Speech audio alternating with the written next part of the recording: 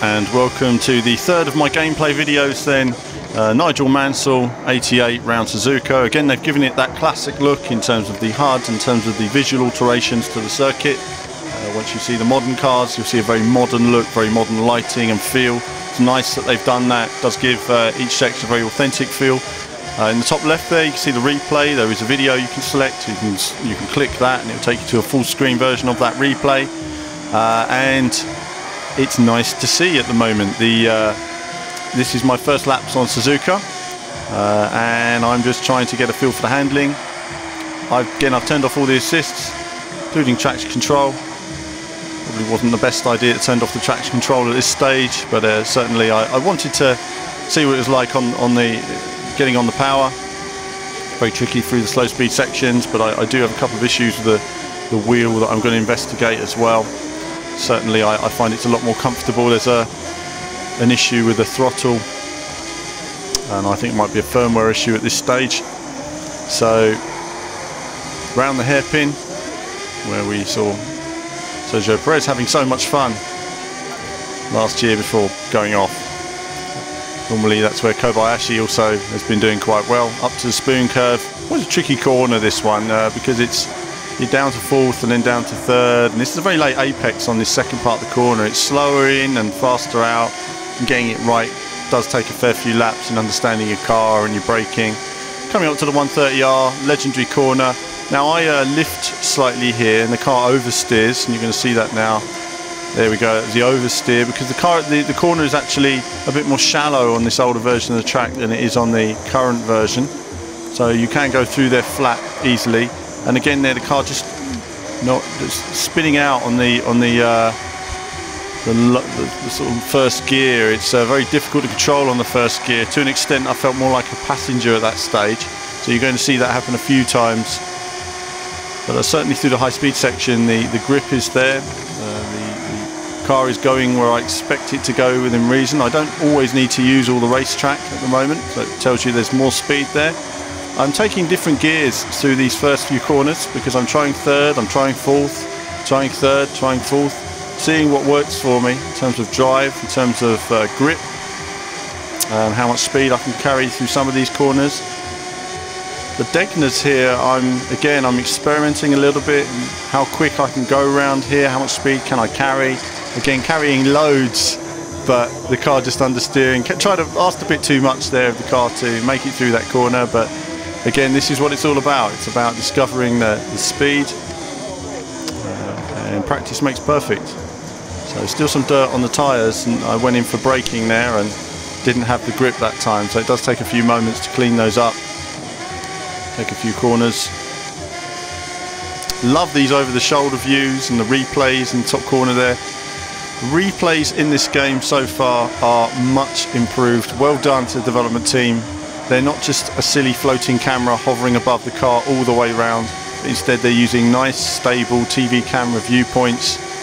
It gives it a lot more authenticity, and it's moving in the right direction. It's not perfect yet, no, it won't be perfect till it is the TV cameras zooming in the TV shots, but it is a big improvement and it's nice to see, including classic shots like there. People recognise it from the Senna movie. As I late brake it there and don't quite manage it into that final corner. That final corner is the bane of my life on this particular game, on this particular play. But either way, it's all about discovering for you guys. If I wasn't trying to find some speed, then the video wouldn't be as entertaining, to be honest. It would be a bit too slow and dull. And I don't know how many journalists will have been filming themselves playing the game. A lot of people don't like to, purely because they don't want to show themselves falling off every corner. But I thought, you know, I've got an opportunity here to show you guys something, give you an insight to what the journalists have been seeing and playing. And you know, I had an opportunity in a limited amount of time, and I looked at the classic cars as being completely new. We know what the new cars look like. They look a bit like last year's cars. So why don't we try something that doesn't look like last year's at all? And that's where I have great passion for this era. So certainly this classic cars is an exciting announcement for me, and I'm sure it will be for many of you out there as well. So very, very challenging. I think where I've been making a mistake, I've been going down too many gears. I think first gear car wasn't really working for me. I think second gear would have been better in those slow corners and just get a better pickup oversteer there. You see the car was really biting there, and so it turned in quite a lot. What does that tell me? It tells me that perhaps I was turning in too early and I wasn't quite carrying enough speed as well. So you can carry quite a bit of speed into that first part, but then you've got to slow down a lot for the second. So I think I'm aware now that this is flat out, easy. Don't even need to use all the road there now. So I was handling very well. Braking earlier, obviously last time I overshot, so I've learnt that this time. Oh, hit the curb, and that sent me right round. So do not hit that second curb. We're always learning something, aren't we? Oh my goodness. Round again. So that final corner, there is always something. But we do get there. We do nail it in the end. And that's the point of this demo, viewers, is really, I could just show you the final lap or something and show you a lap where there's no mistakes. But I prefer to show you the learning, because this is what racing games are all about. You go into a corner too fast, too slow, you know next time I can take more speed through there, or I need to brake more early, or I need to take a different gear. This is what it's all about. This is where the practice comes in. But you can only practice like this if you have passion for it and enjoy it. If you're ever not enjoying it, it just becomes a chore. And that's why for me, I don't compete against the top players in the world and the top times, and at least not anymore. I've done it in the past, and it's hard work. It becomes work. Whereas when you're just doing it for fun, competing with your friends and with yourself, then you can really enjoy it. And so there we are, the two Degners there. You know, we made a mistake earlier. We discovered the speed into the hairpin. Still braking a little bit too late there. You see, I tried to overcompensate, and then that caused the wheel spin, so I lost even more time. But again, you know, you're learning. I carried more speed through the Degners, which meant I carried more speed into the hairpin, which meant I needed to brake a bit earlier to compensate for that. There's all these little things that you're discovering in terms of speed. Last time I oversteered there. This time I got it right. Third gear and getting on the power. And that's fine. That's better now through the spoon. It still shows you there's more speed. I didn't need to use all the track. I didn't need to use all the curb and the runoff. Now back up to the 130R. And again, easy through there on this particular version. Braking into the slow corners. Please make it through this time, I'm thinking. There we go. Trying to gently get on the power. And there we are. Now we've got out the final corner. We know now not to hit the curbs, not to get on the power too early, but just simply take your time, straighten the car up and progressively get traction. The car is just not that grippy in the slow corners. Again, trying different techniques through the first corner as well. Don't always need all the curb, don't always need all the track there. Trying fourth gear through there, I was doing third earlier. Trying fourth gear through here, I was doing third there earlier as well. So it's again exploration. Which gear do I take? Touching a curb there, and you can see it unbalanced the car. I might have had to back out the throttle slightly there. Again, look at the replays now, and you can see nice how you're seeing the car position through the corners. It goes wide there under the tunnel, loses it, just trying to carry too much speed. It just shows a little bit of gravel. Thing is that when you watch the classic races, you'll see that second Degner is a tricky corner. A lot of drivers do lose it there when trying to find more speed. But once you get it right, it's a sweet corner, and once you understand the exact speed you can go through there, you'll be completely consistent every time. And this isn't about a race run or consistency. This is about pushing and finding out where there's speed and how you can build on that. So that time I got the line completely wrong, didn't cover enough speed through the first section. That meant I was offline for the second section, and then that slowed me down there. So and again, a note to the audio. The audio here is not representative because it doesn't have any bass to it. It's been recorded through a microphone. It's not direct feed. So for those of you who are wondering why you're having to listen to my voice above the car, it's purely because it wouldn't be representative if you were hearing the audio. I can tell you it doesn't sound, it sounds better than it does on this particular video, simply because of the way it's been recorded. Makes a big difference when you can hear the audio though. It certainly enables me to put in better laps. And again, you can see I'm enjoying myself in this. I could be there all day doing these laps and discovering speed. So it's just nice driving these old cars. Again, looking at the replay. Nigel Mansell. Let's talk about Nigel Mansell for a moment. He's one of my legends, personal motorsport heroes. The Lion, as they called him in Italy when he was driving for Ferrari. Finished in the World Championship second 3 times, won it once.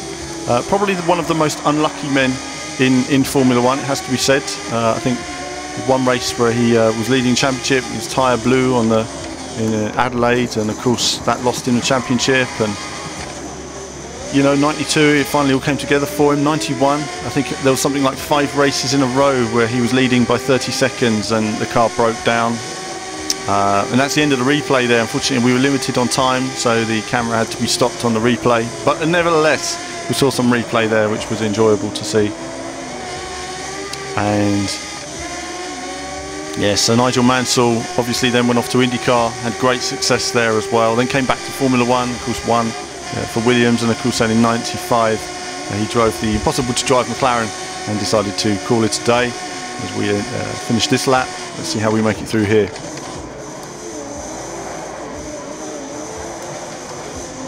Better that time. So straightening the car over the curbs is the way forward. We saw we carried more pace that time. This is good as well. You can see that was a new personal best lap there. So improving all the time, you know. Like I say, this is all about experimentation. There's still loads more time to find on this track. There's still loads more, you know, understanding the gears and, you know, how to take each corner. I'm trying too hard there. Again, why not? Let's see if we can go even faster. Let's see if we can carry even more speed through here. Let's go off the track. Let's find the limits. And that's what this particular video is all about.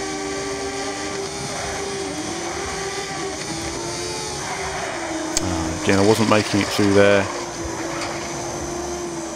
that time. Tried to carry too much speed. You can see I turned in, tried to carry too much speed, and obviously it was understeering all the way into that gravel. That gravel is so tricky.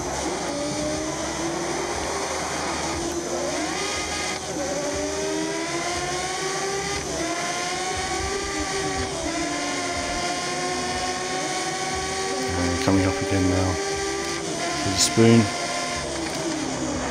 But yes, Nigel Mansell, great driver in a great era with many competitive drivers, has to be said. He was probably one of the unlucky guys at the time.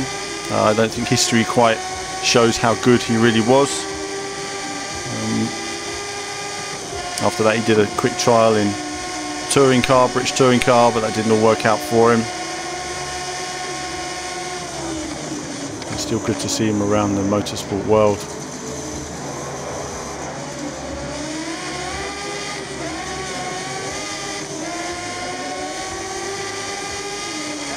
Certainly there's been an interesting show of Steve Ryder on Sky TV in the UK interviewing Nigel Mansell. That's quite an interesting show, gives a little insight as well into his career. Of course, the Japanese Grand Prix that we're sitting here, Suzuka, and this wasn't often shown on TV at the time. I mean, often it was just highlights the next day.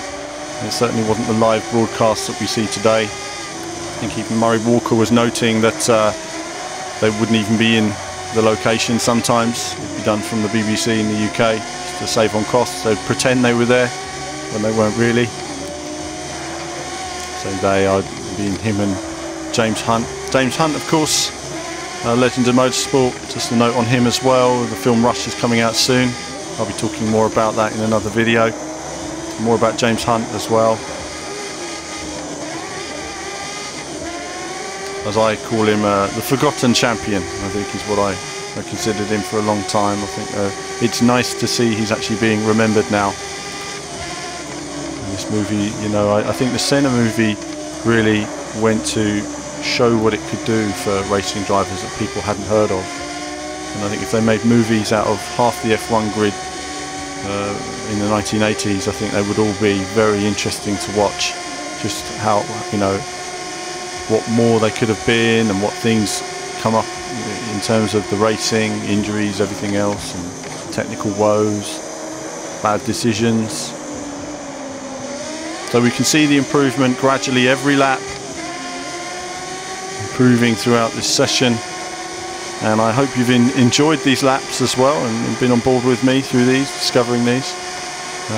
Obviously we're very limited on time. You know, this was the only time I had was to record these 3 gameplay runs, and of course our developer interview as well. So it does take time, but I would rather do one session where I really understand the car handling than 5 or 6 videos that are just one lap that's you know, a bit off the pace and a bit nowhere on each circuit just to make up the numbers. Of course, you will see the F1 2013 trailers, and they give you the look of the F1 2013 cars. But overall, I'll be giving my opinion on another video, but certainly so far I'm very pleased with the process, or with the steps forward they've taken. And in terms of playing, I found this to be very intuitive, a lot of fun to play, and a nice feel to it as well. And I think graphically I'm impressed with what they've done. They have pushed the envelope again graphically on this game, especially with what's possible on the consoles. And in a way, this is kind of the last sort of console specific game for this generation. After this, no doubt development will move to the PC and next gen formats. But I think what you're seeing here is the maximum. So we can't do 130R for the last time. Around the final corner.